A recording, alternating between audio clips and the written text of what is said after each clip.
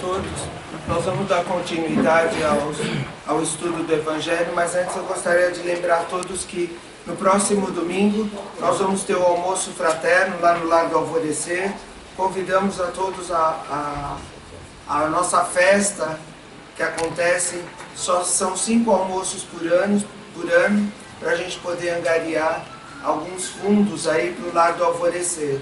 Nós vamos ter uma feijoada gostosa lá, uma feijoada vegetariana, para quem é vegetariano, uma feijoada para quem não é vegetariano, uma feijoada normal, e contamos com a presença de todos, que além de tudo é uma tarde agradável que nós passamos juntos lá e angariamos alguns fundos para o Lar do Alvorecer, para as despesas do Lar do Alvorecer, que não são poucas, né? São muitas, porque temos muitas crianças. E aonde tem muitas crianças, um prédio grande, eu creio que todos conheçam o lugar, mas um prédio grande, onde tem muitas crianças, tem muita despesa também. Então nós contamos com a colaboração de todos. Onde é o convite? Oi? Onde compra? Pode comprar o convite na hora, ou pode comprar com o Jorge aqui ou na livraria com o Jorge aqui onde vende a água ali embaixo. Mas vende na hora também. O valor é R$25. São R$25 que dão direito ao refrigerante e ao almoço. Começa ao meio-dia, o almoço começa ao meio-dia. A gente abre a creche ao meio-dia e vai até o final da tarde. Né? Então nós vamos dar continuidade ao capítulo 19, a fé que transporta montanhas. Estamos nas instruções dos Espíritos, começando com... A Sandra começou a semana passada com o Espírito José, Espírito Protetor, Bordeaux 1862. E começa o título da mensagem é Fé, Mãe da Esperança e da Caridade. E ele começa assim, a mensagem, o Espírito José. A fé, para ser proveitosa, deve ser ativa. E eu acho que a Sandra já começou comentando esse tema, essa palavra ativa de ação. Eu gosto sempre de lembrar que o Espiritismo é uma religião de ação, não de contemplação. É bom a gente ter sempre isso na cabeça, sempre essa ideia na cabeça, porque ele pede de nós, o Espiritismo pede de nós ação. Ação na caridade, ação no bem, ação no dia a dia. E a fé, ele diz aqui, para ser proveitosa deve ser ativa, deve haver ação. E ele continua, não pode adormecer. Nós não podemos adormecer também na nossa fé. Nós não podemos adormecer nas nossas convicções, nos nossos estudos e no nosso dia a dia. Mãe de todas as virtudes que Mãe de todas as virtudes que conduzem a Deus, deve velar atentamente pelo desenvolvimento das suas próprias filhas. A esperança e a caridade são uma consequência da fé. Se a gente tomar essa frase, a gente vai lembrar o seguinte, nós vamos lembrar o seguinte, que consequência é resultado. Então, a esperança e a caridade são resultados da fé. A fé é causa e a esperança e a caridade são efeito. Essas 3 virtudes formam uma trindade inseparável. Não é a fé que nos sustenta a esperança de vermos cumpridas as promessas do Senhor, porque se não tivermos fé, que esperaremos? Não é a fé que nos dá o amor? Pois, se não tiverdes fé, que reconhecimento tereis? Por conseguinte, que amor? Então nós temos aqui fé, esperança e caridade. Ação, fé, causa e o efeito, esperança e caridade. Esperança de esperar mesmo. Se nós formos observar a questão da esperança, como nós trabalhamos com essa esperança? Esperança e caridade, que são filhas da fé, que ele nos diz aqui.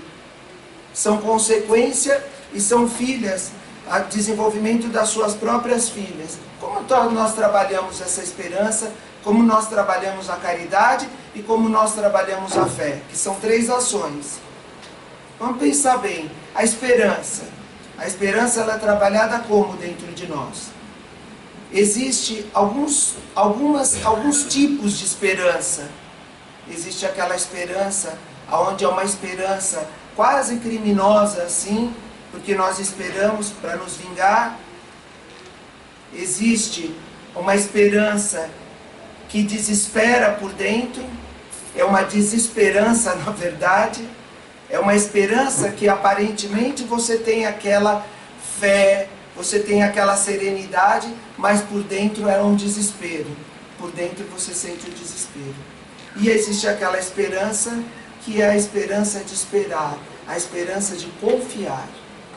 Então, sendo a esperança, a confiança e a fé, fidelidade, não sei se vocês lembram da outra vez que eu falei aqui, que dos textos grego, do hebraico e do próprio latim, a tradução da palavra fé em grego, pistes, você tem a mesma tradução como fé e você tem a mesma tradução como fidelidade.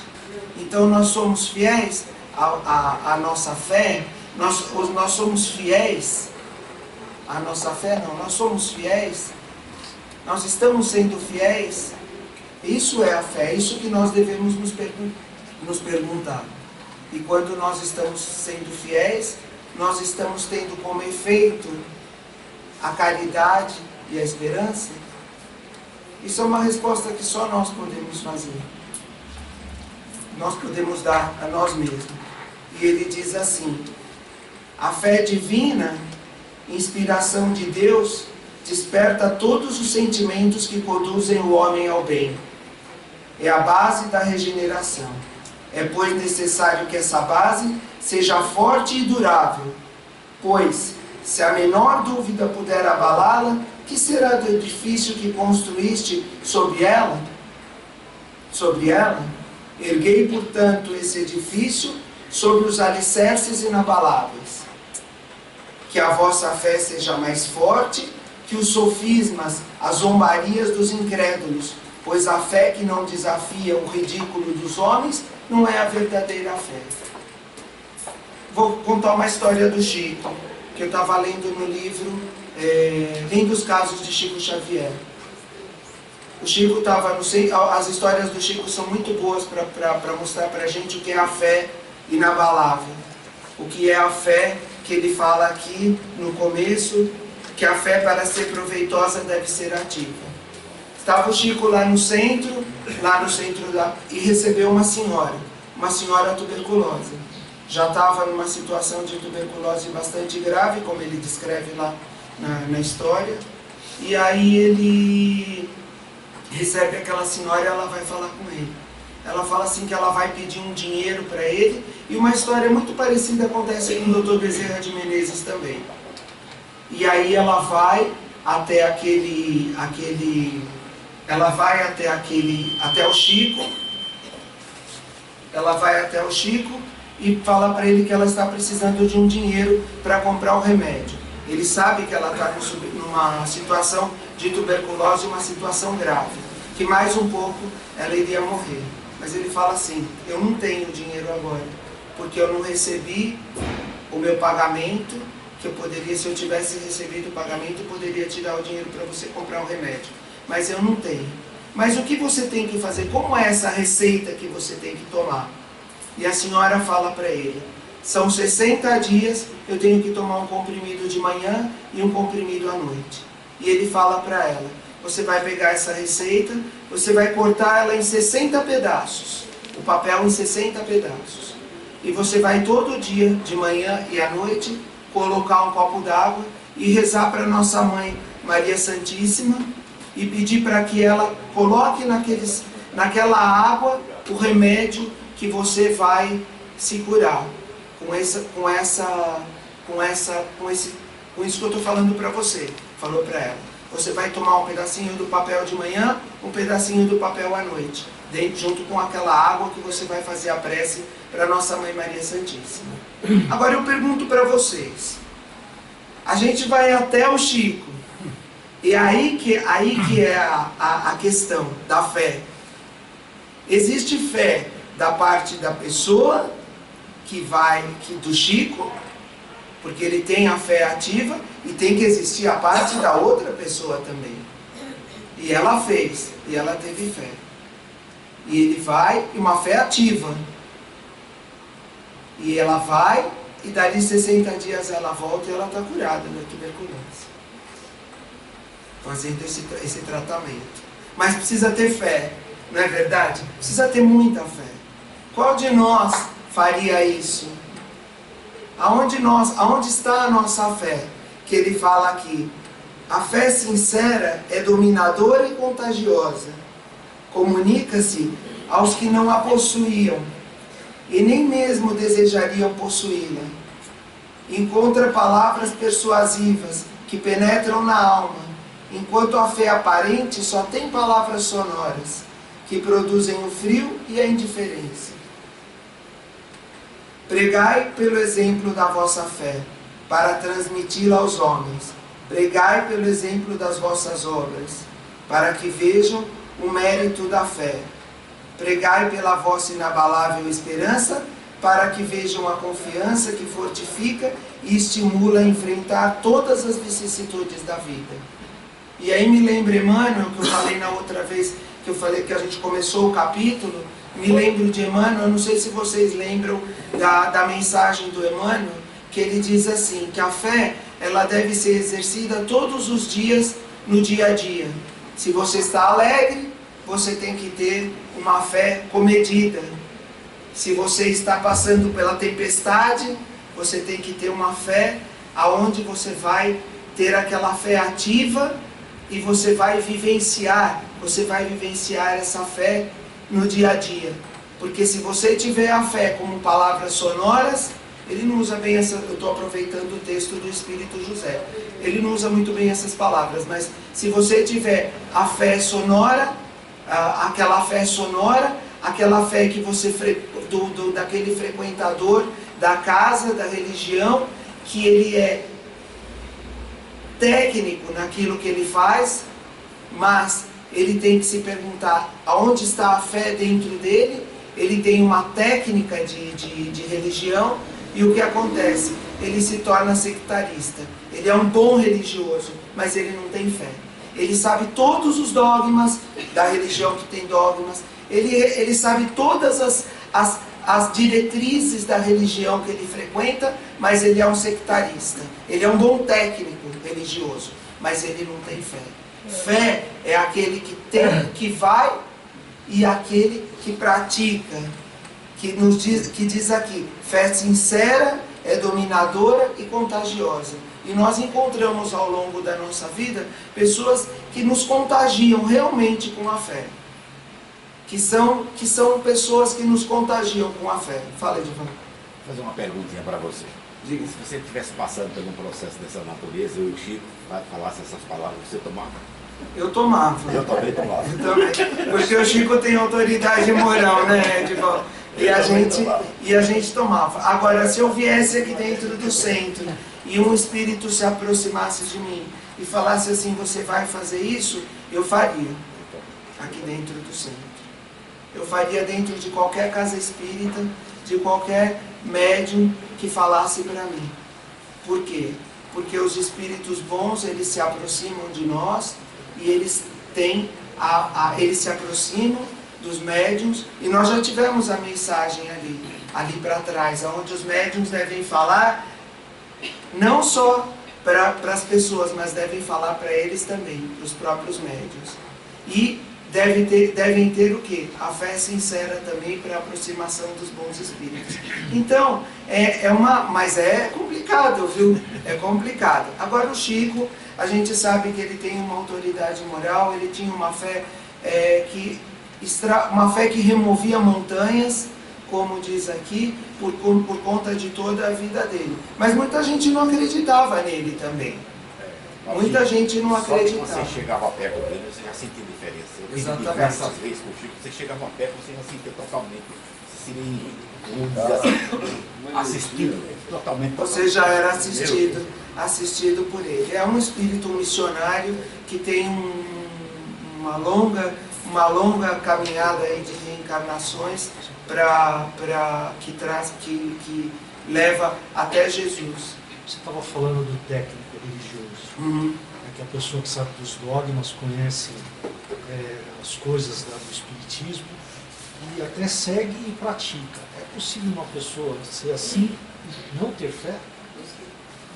É possível. São os sectaristas, são aqueles que sabem direitinho como funcionam as religiões, sabem como funcionam as... Não, no caso de um espírito. Do espírita também. Ele segue, ele pratica, mas pode ser uma pessoa sem fé, mesmo praticando? Pode, sabe por quê? Se você pegar a esperança, como eu já havia falado, que são as filhas da fé, a esperança e a caridade, você vai encontrar aqueles que aparentemente têm esperança, mas por dentro são os desesperados, estão sempre desesperados. São aqueles que batem cabeça, que ficam, mas frequentam, vêm. Agora tem uma coisa também, a nossa fé, ela é assim, você vai conquistando, você vai trabalhando, você não é lógico, óbvio que ela é associada à evolução espiritual, você vai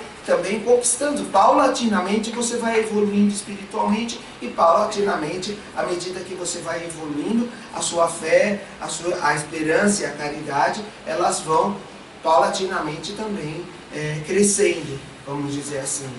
Agora, existem aqueles, não fui eu que falei, o Emmanuel que fala, ele diz assim, que você pode ser um bom frequentador, assim vamos dizer, uma pessoa mas não exerce no dia a dia aquilo que você aprende.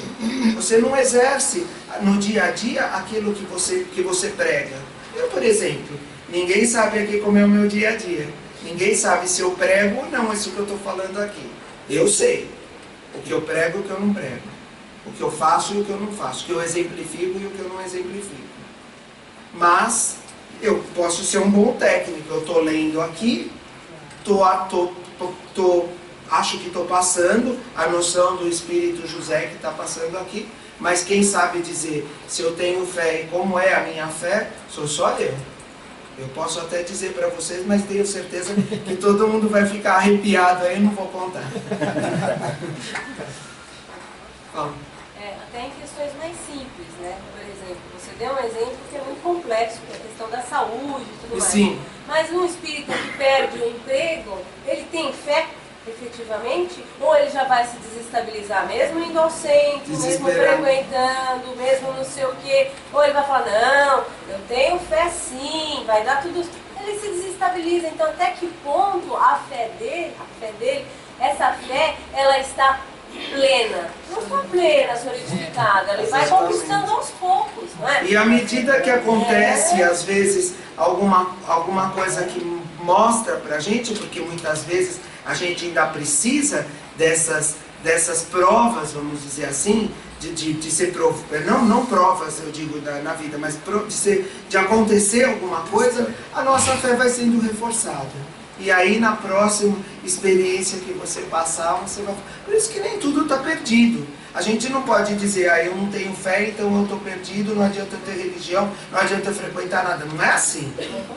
Aos poucos a gente vai adquirindo essa fé, sem estresse, sabe? A gente não pode ter estresse, a gente não pode ter estresse na religião, a gente não pode ter estresse no nosso dia a dia, a gente não pode querer evoluir, a gente não pode, eu digo assim, estresse na fé, né? A gente convive com a ansiedade, com estresse todos os dias, em todos os lugares, mas a gente tem que aprender a lidar com esse estresse. Mas eu digo assim, a gente não pode ser um religioso estressado, sabe? Um religioso estressado. Mas a gente também não pode deixar engatar o ponto morto e deixar correr solto. A gente tem que ter o bom senso. Tudo que rege na nossa vida é o bom senso. Então, quando a gente tem bom senso, e é o que rege realmente a nossa vida, é o bom senso. Então, a gente tem que ter o bom senso do estudo, de aprender a utilizar o estudo, para nós não nos tornarmos técnicos na vida, para nós não nos tornarmos aqueles que vivem.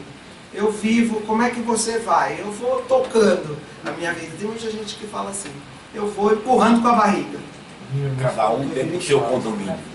E também, obviamente, lembrou o Edival, que cada um tem o seu condomínio também.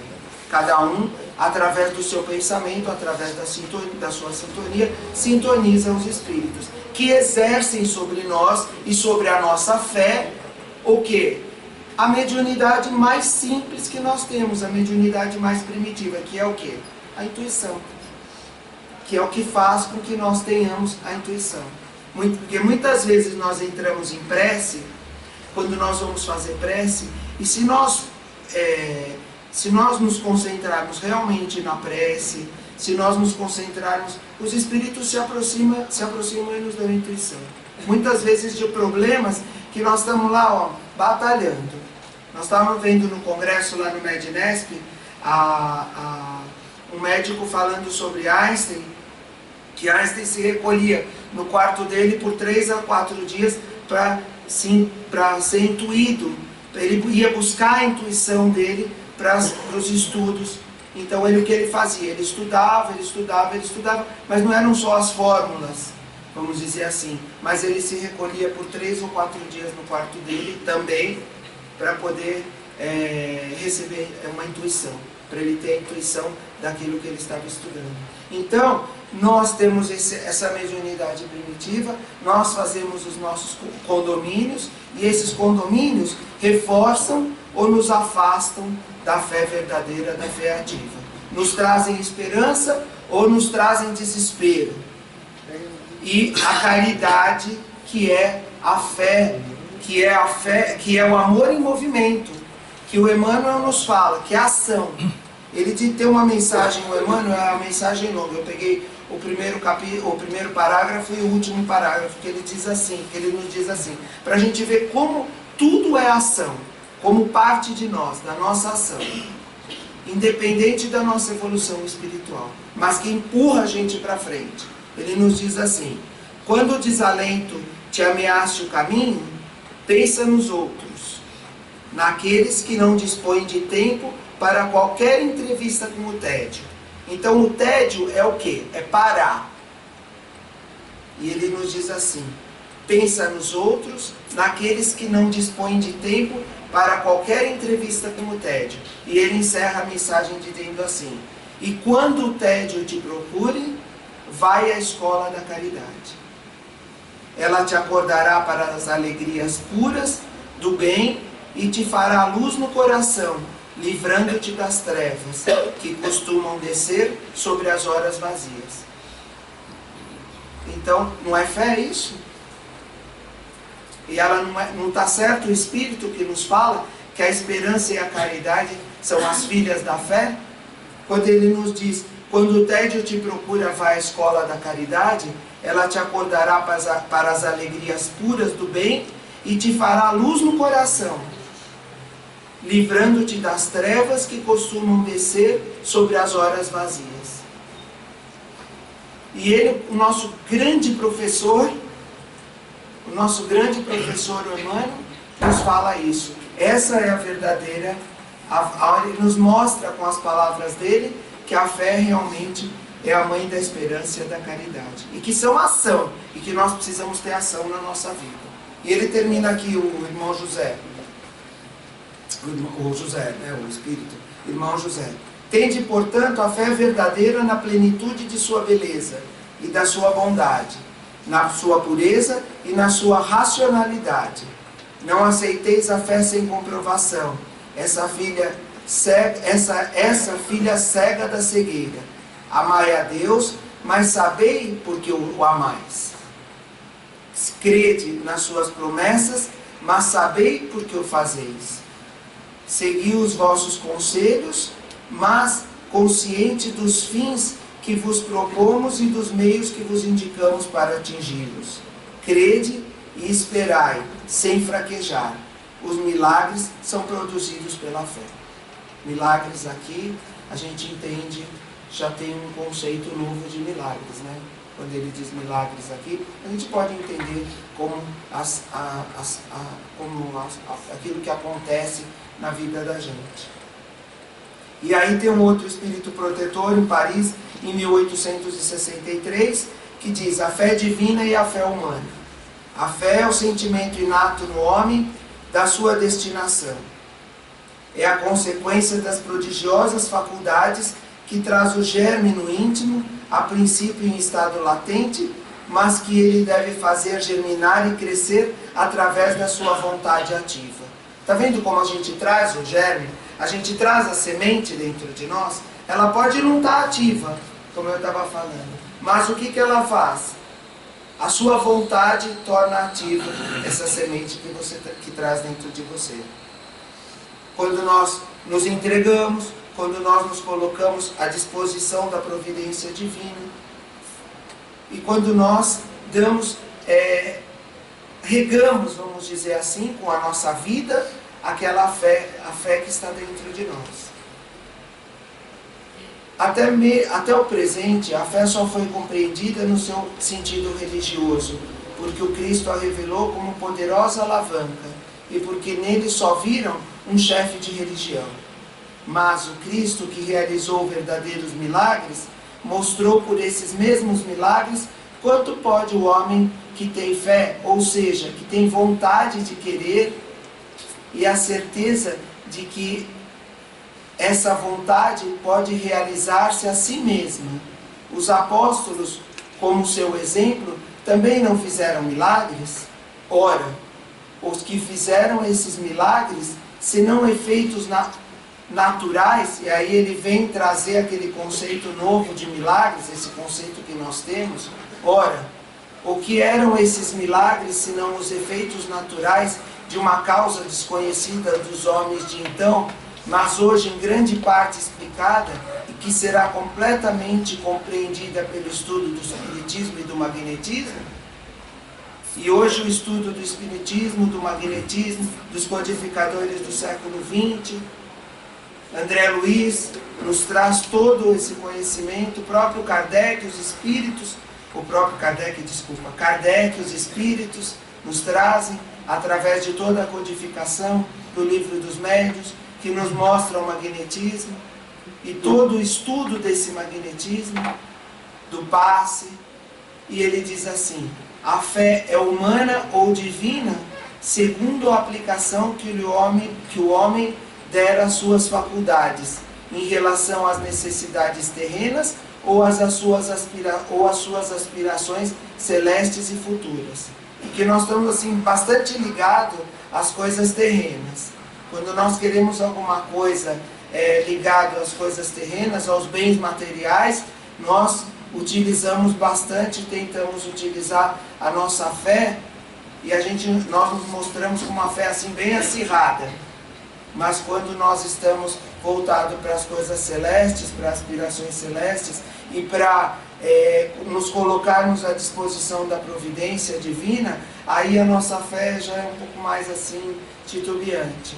Mas para aquilo que a gente quer, e muitas vezes nós nos frustramos diante dos nossos pedidos materiais.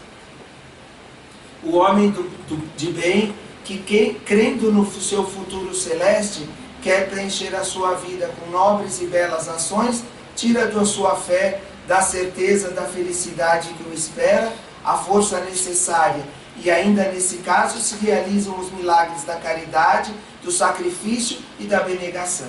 Está a ação aí de novo. Mais uma vez ele fala em ação. Realizam os milagres da caridade, do sacrifício e da abnegação, que é a ação também, que nos torna uma religião de ação, não de contemplação. Torna o Espiritismo uma religião de ação, não de contemplação. E por fim, não há más inclinações que com a fé não possam ser vencidas. Tudo depende do quê? Da nossa vontade ativa, que está lá no primeiro parágrafo. Tudo depende da nossa vontade ativa. É preciso ação, vontade, né? Na verdade, como diz lá no começo. O magnetismo é uma das maiores provas do poder da fé quando posto em ação. É pela fé que ele cura e produz esses fenômenos estranhos que antigamente foram qualificados de milagres. Eu vos repito, a fé é humana e divina. Se todas as criaturas encarnadas estivessem suficientemente persuadidas da força que trazem consigo, e se quisessem por sua vontade a serviço dessa força, seriam capazes de realizar o que até hoje chamais de prodígios, e que é simplesmente o desenvolvimento das faculdades humanas. Isso me lembra um conto budista que fala assim, que um monge budista, ele estava recolhido numa caverna lá, num local lá, eu não me lembro direito do local que era, mas era um monge budista, é um conto budista, e esse monge budista, ele estava recolhido a esse local. E ele observava uma garota que todo dia ia buscar o leite. E o que acontecia? Ele demorava um tempo, porque ele pegava o barco, ia buscar o leite e voltava com o leite para poder alimentar lá os discípulos, lá os outros monges. E ele notava que a garota aí voltava com a mesma quantidade de leite rapidamente. E ele observou aquela garota, ele observou, até que um dia ele falou, não é possível, né? Ele deve ter pensado isso. Dentro de toda aquela paciência budista, vamos dizer assim, oriental, ele deve ter pensado. Poxa vida, essa menina, eu atravesso de barco e volto com o leite, essa menina vai e volta na metade do tempo, vou perguntar para ela o que ela faz. E aí ele perguntou, chamou a menina e falou assim, escuta minha filha, o que você faz para ser tão rápida e voltar com o leite na outra margem do rio, na outra margem lá do lago, enfim, da onde tinha aquela água? Ela falou, eu vou andando sobre a água. Aí ele falou assim, você vai andando sobre a água? Vou. E como é que você faz? Ela falou, eu tenho fé. Eu vou até a margem do rio e vou andando pela água, vou lá, pego o leite e volto andando pela água. Vou andando em cima da água, que é o Espírito, que o Espírito fala aqui, que se a gente tivesse a fé verdadeira mesmo, a gente era capaz de obter prodigiosos efeitos, lá vamos dizer assim. E aí ele fala assim para ela, você me ensina como você faz isso? Ela falou, basta você ter fé. Basta você chegar na beirada do rio e falar, eu vou andar em cima da água até lá, vou pegar o leite e vou voltar. Ele falou, puxa vida, eu sou um monge budista e eu tenho fé e eu vou fazer isso que essa menina faz. E foi até a beirada do rio, do lago, lá do local onde tinha água. E aí ele chegou na beirada e falou para a menina, vai então. Aí a menina foi. E aí ele falou, bom, se ela vai, eu vou também. E ela foi andando em cima da água. Só que quando ele entrou na água, os pés dele começaram a afundar. Aí ele perguntou para a menina, por que você tem, que fé é essa que você tem, que você fala, eu vou andar e vai e anda? E eu também sou um homem de fé, sou um monge budista que tenho lá anos de experiência com meditação, etc, etc, e eu não consigo andar em cima da água. Ela falou assim, você não tem fé. Ele falou, por quê? Porque ela falou, quando eu fui andar, eu fui andando e olhei para trás quando você ia andar. Quando você foi andar em cima da água, o que você fez? A primeira coisa que você fez? Ela falou, você suspendeu a sua túnica. Se você suspendeu a sua túnica é porque você não tinha fé que você ia andar, você ia se molhar. Você achava que você ia se molhar. Então a pessoa que acha que vai se molhar, ela não tem fé, ela não pode andar sobre a água. Porque se você fosse andar, ela em cima da água falando para ele. Porque se você fosse andar, é um conto budista. Eu gosto de contar para as crianças isso quando falo sobre fé, quando na evangelização infantil. Porque se você fosse andar realmente em cima da água, se você tivesse fé, você ia andar, mas você não ia suspender a sua túnica. Você ia deixar ela solta. Então é aí que está a diferença. É suspender a túnica ou não. Isso serve para a gente, para a nossa meditação. Eu gosto desses contos. A gente que é professor e trabalha com criança, com jovens, é sempre bom tratar com esses assuntos, assim, com essas histórias. Então essa história fica para a nossa meditação. Como anda a nossa fé? Nós estamos suspendendo a túnica para andar sobre a água, ou nós estamos andando sobre a água?